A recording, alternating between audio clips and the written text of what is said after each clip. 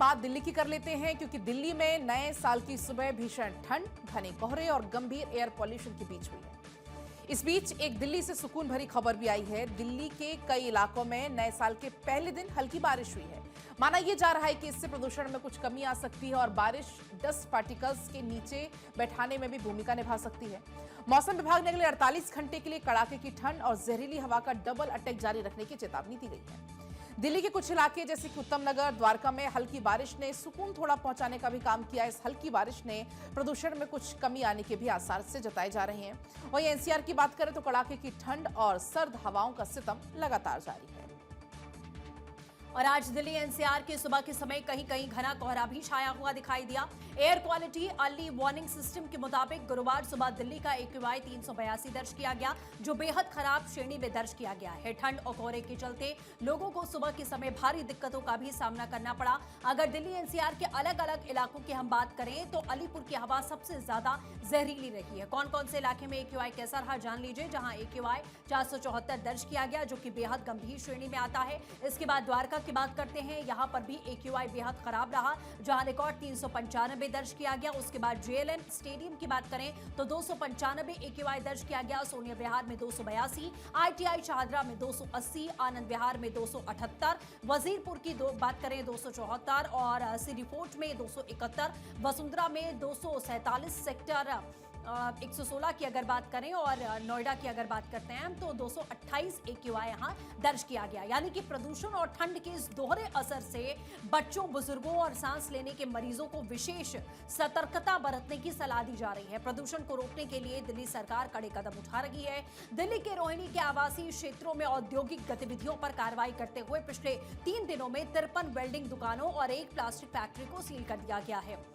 अभी ये एक्शन कई और इलाकों में जारी है। उत्तर भारत में पड़ रही कड़ाके की ठंड और घने कोहरे ने जनजीवन को बुरी तरीके से प्रभावित किया है। ठंड को देखते हुए उत्तर भारत के कई राज्यों में स्कूलों को बंद किया गया एहतियातन, और ये फैसला बच्चों की सेहत और सुरक्षा को देखते हुए यहाँ किया गया है। आपको बता दें कि भारत मौसम विज्ञान विभाग के मुताबिक आने वाले दिनों में उत्तर भारत में कड़ाके की ठंड पड़ने वाली है। दिल्ली, हिमाचल प्रदेश, पंजाब, यूपी समेत कई राज्य ऐसे हैं जहां बारिश का भी अनुमान जताया जा रहा है। कहां स्कूल कब तक बंद रहेंगे ये भी हम आपको जानकारी देते हैं। देश की राजधानी दिल्ली की बात करें तो 1 जनवरी से स्कूल बंद हो गए हैं और 1 सप्ताह की विंटर वेकेशन अब यहां से शुरू हो जाती है। इसी के तहत गौतम बुद्ध नगर की बात करते हैं तो बढ़ते प्रदूषण, घने कोहरे और कड़ाके की ठंड को देखते हुए जिले के सभी स्कूलों को 4 दिनों के लिए अभी बंद करने का आदेश है, जो बढ़ सकता है। उत्तर प्रदेश में बहुत ज्यादा ठंड को देखते हुए मुख्यमंत्री योगी आदित्यनाथ ने आज पूरे राज्य के स्कूलों को बंद करने का आदेश दिया।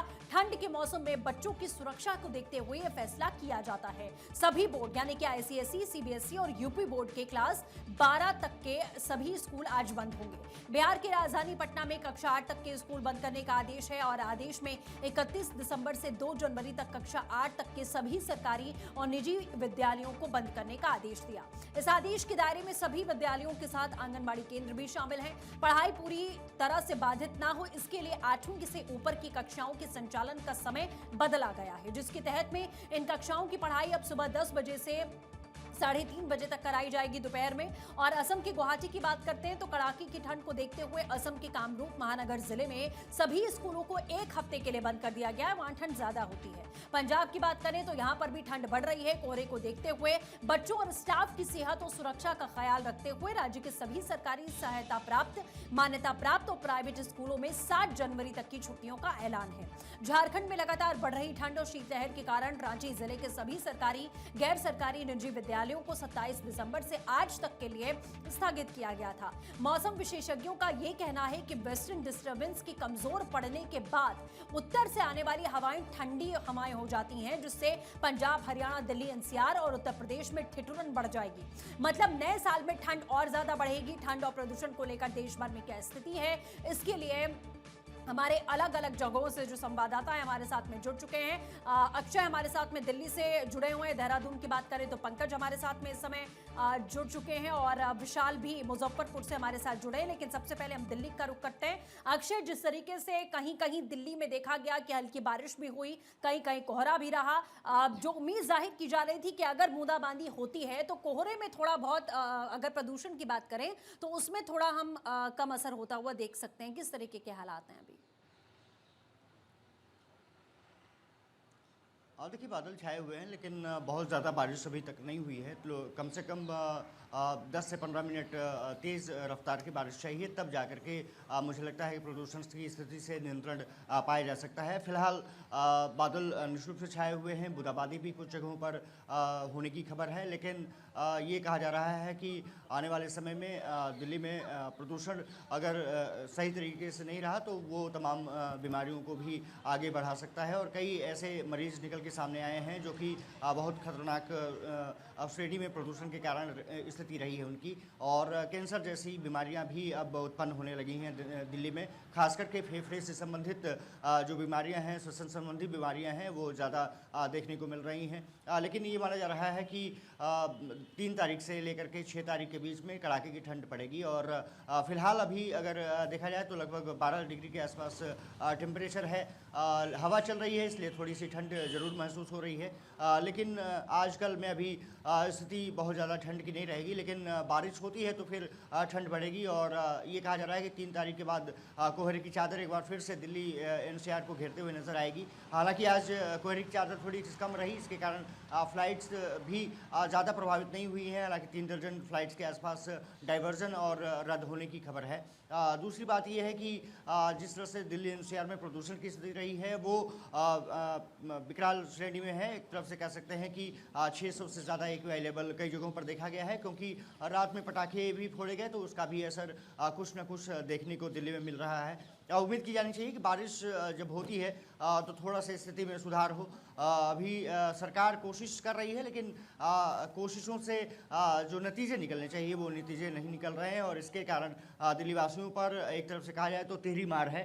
ठंड भी है, प्रदूषण भी है, और कोहरे की चादर भले ही अभी नहीं रही हो, लेकिन ये माना जा रहा है कि 3 तारीख के बाद इसमें बढ़ोतरी होगी और ठंड भी शीतलहर के कारण ज़्यादा देखने को मिलेगी। जी बिल्कुल अक्षय, जैसा आप लगातार बता रहे हैं कि ठंड यहाँ ज्यादा बढ़ सकती है, और देहरादून का रुख करते हैं। पंकज हमारे साथ बने हुए हैं। पंकज, वहां की अगर बात करें देहरादून में, तो किस तरीके के ठंड के हालात हैं?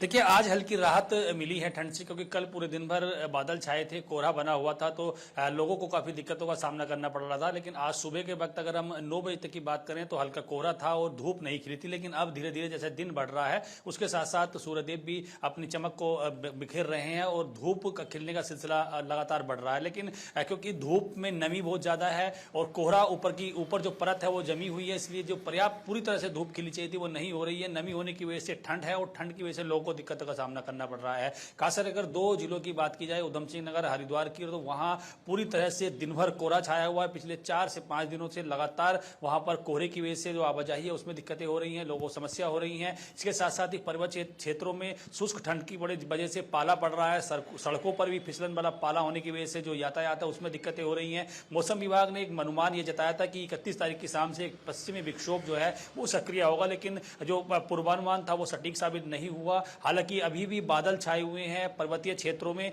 और मौसम विभाग का कहना है कि ये 2 जनवरी तक एक्टिव रहने की संभावना है, और 2 जनवरी तक यदि एक्टिव रहता है, यानी कल तक मौसम में बदलाव होता है, तो कहीं कहीं बारिश हो सकती है। इससे बारिश से 2 फायदे बड़े महत्वपूर्ण होंगे। एक तो ये कि जो शुष्क ठंड है उससे लोगों को राहत मिलेगी, और पर्वतीय क्षेत्रों में बर्फबारी हो सकती है, क्योंकि बर्फबारी ना होने की वजह से लगातार ऊपर के जो किसान है, जो काश्तकार हैं, खासकर हम उद्यमियों की बात करें जो वहां पर उद्यान के क्षेत्र में रहते हैं, सेब के बगीचे हैं, जिनके अलग अलग फलों के बगीचे हैं, उनको दिक्कतें हो रही हैं, क्योंकि बर्फबारी से उनके पौधों में एक नमी आती है और पौधे आगे ऊपर बढ़ते हैं, और जो फल है वो अच्छे फलदार पेड़ उत्पन्न होते हैं। लेकिन यहाँ क्योंकि देखिए जनवरी शुरू हो गई है और दिसंबर का महीना खत्म हो गया, उम्मन ये देखा गया है कि पर्वतीय क्षेत्रों में दिसंबर के अंतिम सप्ताह में बर्फबारी हो जाती है। केदारनाथ, बद्रीनाथ, यमुनोत्री, गंगोत्री क्षेत्रों में इस दौरान भारी बर्फबारी होती थी, और केदारनाथ में तकरीबन 2 से 3 फीट बर्फ इस समय गिर जाती थी, और यही हाल बद्रीनाथ के होते थे। यमुनोत्री, गंगोत्री में भी इसी तरह के हालात होते थे कि वहां पर बर्फ की वजह से लोग वहां जाते थे और बर्फ से अच्छा आनंद जैसा बता रहे हैं कि बर्फबारी कम होने से या ना होने की वजह से काफी ज्यादा किसानों को भी नुकसान पहुंचा है। आप बने रहिए हमारे साथ में। विशाल का रुख करते हैं, मुजफ्फरपुर से हमारे साथ मौजूद है। विशाल, किस तरीके के हालात आप वहां देख पा रहे हैं ठंड को लेकर?